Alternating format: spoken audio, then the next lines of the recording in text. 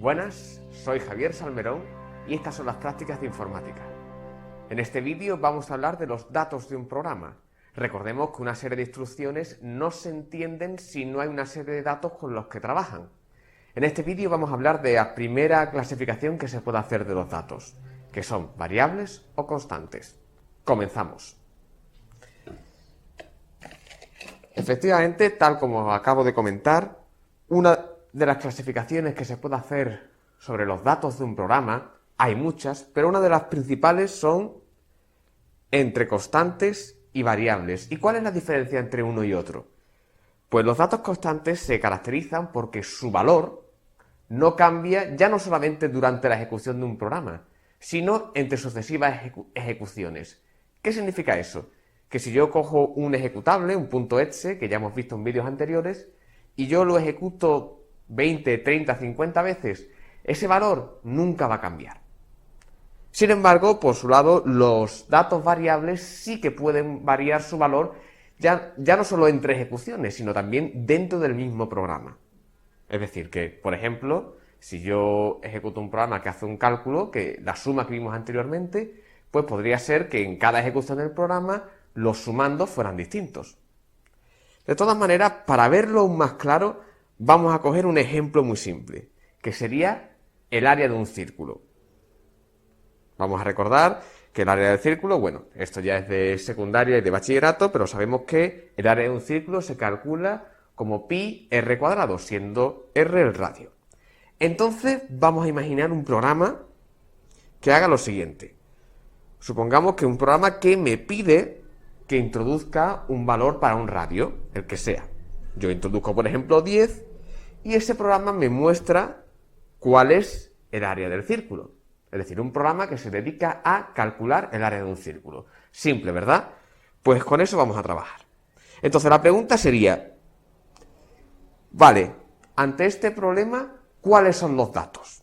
Y además, no solamente eso, de esos datos, ¿cuáles son constantes y cuáles son variables? Bueno, pues vamos a pensar. El primero y que se nos debería venir a la mente, si queréis pensarlo, por supuesto, dar la pausa, pero el primero que se ve más claro es el radio. Ahora la pregunta es, ¿el radio qué sería? ¿Constante o variable? Hombre, pensémoslo. Si el radio fuera constante, entonces nada más que podría tener un valor. Siempre que ejecute el programa me calcularía siempre el mismo radio. Por ejemplo, 10, ¿no? No tiene sentido un programa que me calcule el área de un círculo de radio 10. Tiene sentido un programa que me permita calcular el área con cualquier radio. Por lo tanto, parece que el radio, la R, debería ser un dato variable. Bueno, ¿y qué más datos habría? Pues si miramos la fórmula aquí abajo a la derecha, vemos que está pi. Pues la pregunta es, ¿pi qué debería ser? ¿Constante o variable? Hombre, en este caso realmente pi es un valor que siempre es el mismo. Y tiene sentido que en sucesivas ejecuciones, por ejemplo, siempre el valor de pi sea el mismo. Por lo tanto, en este caso parece razonable que pi debería ser un dato constante. Y bueno, ¿con esto sería todo? No, todavía nos falta un tercer dato. Observad aquí. Tenemos el radio, tenemos pi y nos falta el área. Por lo tanto, sería este el tercer dato. Pero la pregunta es, ¿y qué debería ser? ¿Constante o variable? Bueno, en este caso, la lógica nos dice que si R es variable, entonces el área también debería serlo. No tiene sentido que si el área depende del radio y el radio es variable, no vaya a ser el área al mismo tiempo variable. De hecho, claro, dependiendo del radio, pues tendremos áreas distintas. En fin, efectivamente, el área también sería un dato variable. Bueno, ya más o menos tenemos una idea de qué son los datos constantes, datos variables. La práctica nos enseñará en cada caso cuándo debemos clasificarlo correctamente. Ahora vámonos a las constantes. ¿Cómo se declara una constante en C? Hemos visto algún ejemplillo en los vídeos anteriores, pero la sintaxis sería tal que así. Define, identificador constante, un nombre a la constante y un valor. Es decir, define, nombre, valor. Define, ya vimos en uno de los vídeos anteriores, que era una de estas palabras clave. Por lo tanto, se utiliza nada más que en este contexto. Bien, vamos a ver algunos ejemplos. Define pi 3,1416. Define días de la semana 7. Define saludo. Se puede utilizar de muchas maneras, pero esta siempre es la sintaxis. Define espacio, un nombre, espacio, un valor. No hay ni igual, no hay punto y coma, etcétera, etcétera, etcétera. ¿Y cuándo? Bueno, no cuándo. ¿Dónde deberían ser declaradas? Pues se tiene que hacer antes de todas las funciones que vayamos a usar en nuestro programa. Bien, ahora que ya tenemos claro cómo se declaran las constantes, vamos a ver cómo sería para declarar variables. Pero antes es necesario explicar un detalle.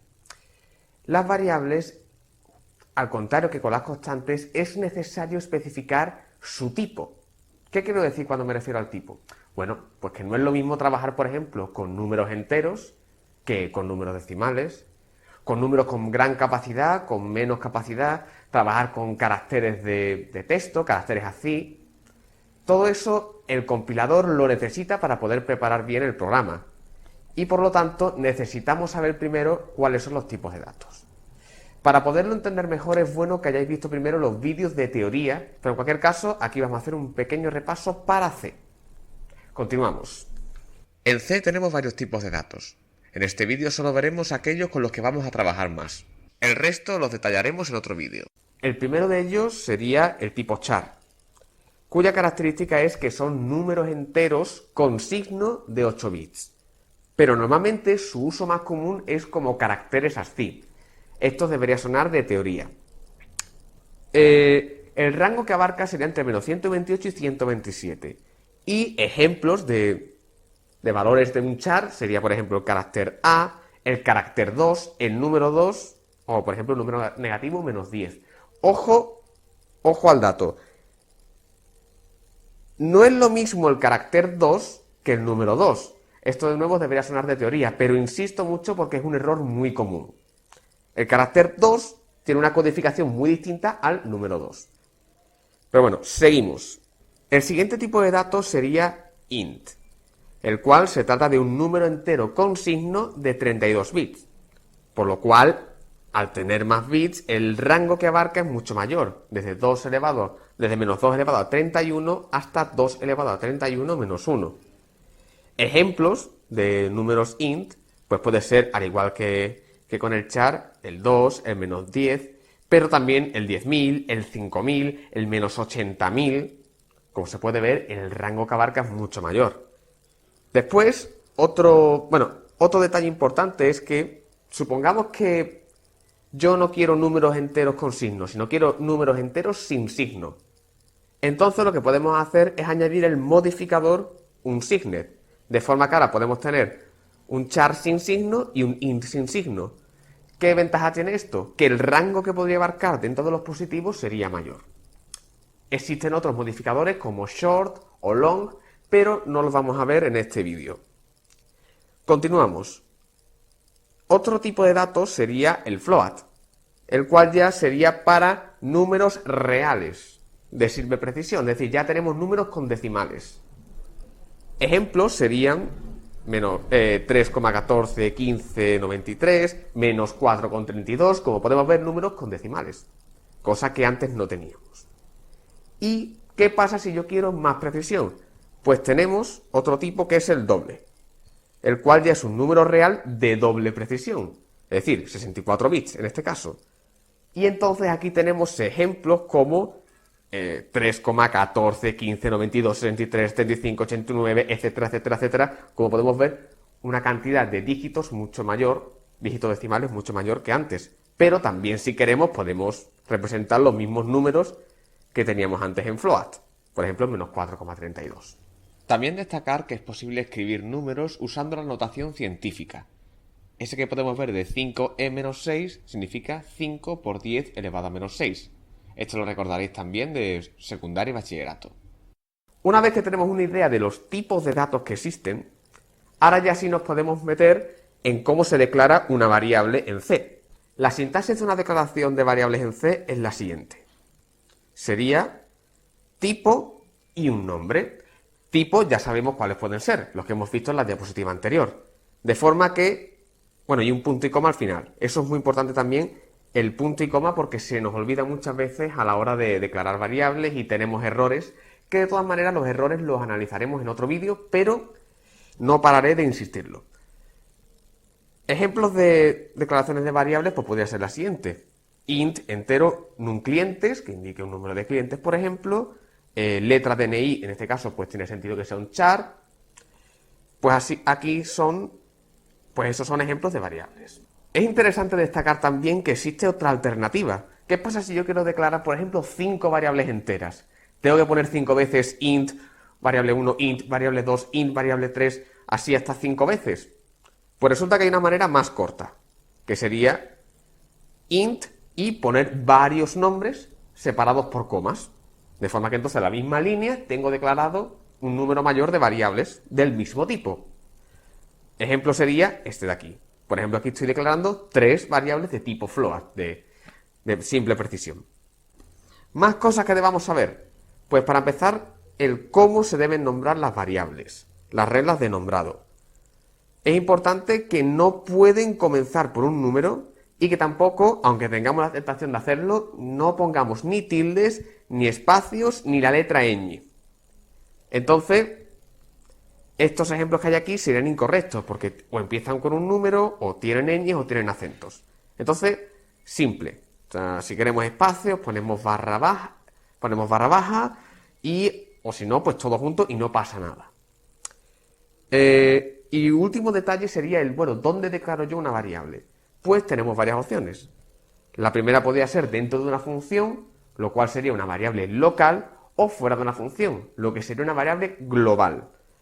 Esto lo vamos a dejar para otro vídeo, la diferencia entre variables locales o globales. Pero es importante saber dónde se deben declarar. En principio, hasta nuevo aviso, trabajaremos siempre con variables locales.